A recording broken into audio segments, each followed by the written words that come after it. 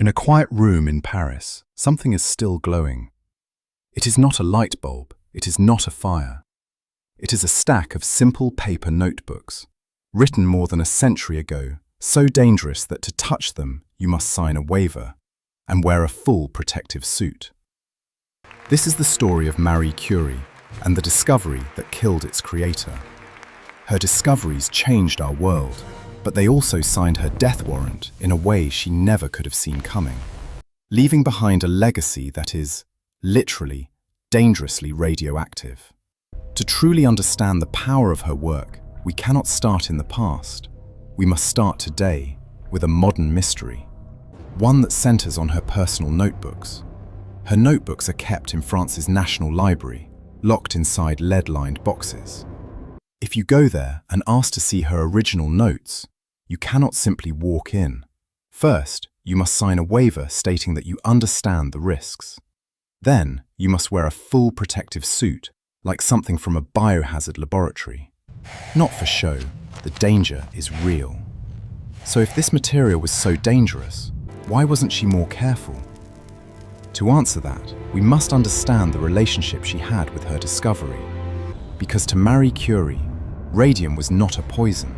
It was a thing of wonder, of impossible beauty, and she chose to stay close to it. She wrote about returning to her laboratory at night, not to work, but simply to sit in the darkness and watch her samples glow. The glowing tubes looked like faint fairy lights. No fear, only awe. And right there is the heart of the tragedy. She saw beauty. Reality was ionizing radiation, silently shredding her DNA, slowly poisoning her from the inside out. She was looking at a warning, but all she could see was a miracle. She carried radioactive test tubes in her lab coat pockets because she liked how warm they felt.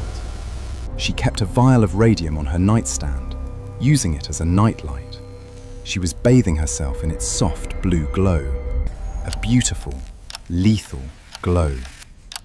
This was not a single accident.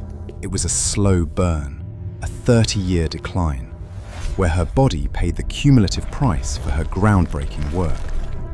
It began with her fingertips, constantly burned, cracked, numb, from handling samples with bare hands. Then came the fatigue, crushing, relentless. Doctors could not explain it. By the 1920s, radiation attacked her senses. Cataracts formed in her eyes. Radiation clouded their lenses. The world began to blur. To continue teaching, she wrote in inch-high letters with thick charcoal pencils.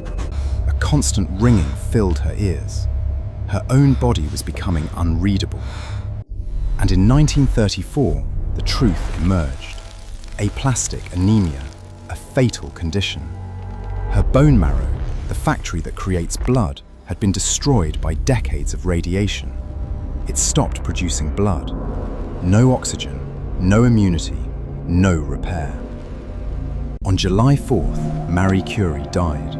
Her blood fell silent, but the glow did not die with her, because the same science that explains her death explains why her belongings are still dangerous today. Radium-226, half-life 1600 years. That means in the centuries since her death, the radiation has barely weakened. Another 1500 years must pass before even half of it disappears. If a microscopic speck of dust from her notebook is inhaled, your body mistakes radium for calcium. It sends it straight to your bones, where it irradiates you from the inside out, the same way it killed Marie Curie. Her intellectual legacy is timeless. So is her physical one. Her lab notes, her furniture, even her personal cookbook, all still emitting radiation. A quiet, glowing reminder of the price of discovery. The glow never left her. It only changed meaning. Which leaves one final question. What marvels are we embracing today with the same passion that may carry a hidden, immortal cost? We simply cannot see it yet.